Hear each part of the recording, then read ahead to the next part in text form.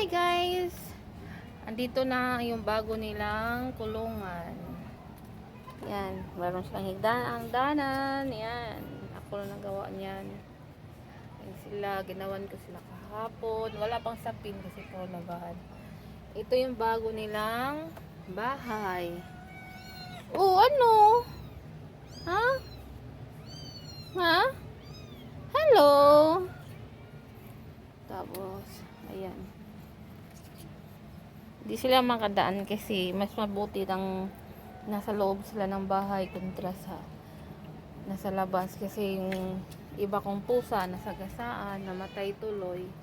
Wawa, nakakalungkot. Yung inalagaan mo ng ilang taon tapos namatay lang.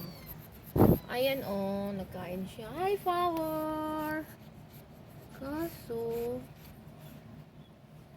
meron siya ng pulgas. Dito siguro kasi pulgasin to dito eh. Kailangan ko naman to silap. Ayan. Tapos ito yung bagong panganak. Ayan. Hi! Ano yung baby niya oh.